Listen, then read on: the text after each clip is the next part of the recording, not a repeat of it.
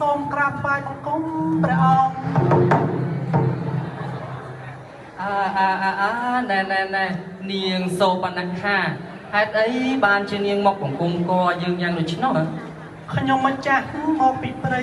តាកំសាន្តព្រៃកាយាស្រាប់តែឃើញព្រះភ័ក្រថ្លៃភ្លៀមក៏លងចិត្ត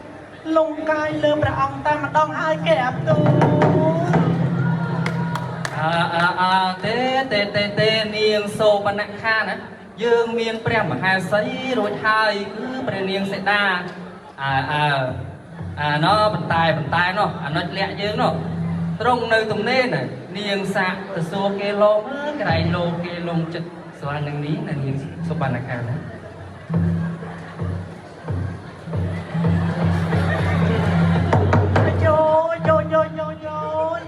ខនតែកលែកឃើញបលាក់ខ្ញុំមិនចាស់ក៏សម័យឃើញផ្លែកែបទូឃើញត្រង់កាន់ការស្លាចូលរងជ័យលើកចំនួនចូលស្ដីសុបនខាកំមុំស្រីនេះតែម្ដងហើយកែបទូ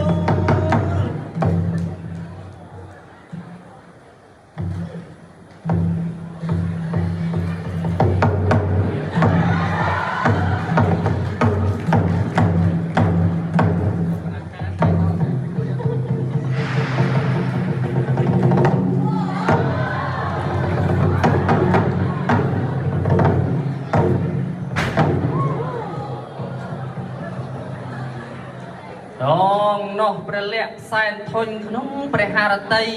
ស្អប់មុខនាងស្រីសូបនខាក៏ប្រើល្បិចកលបញ្ឆោតនាងចិត្តរិសា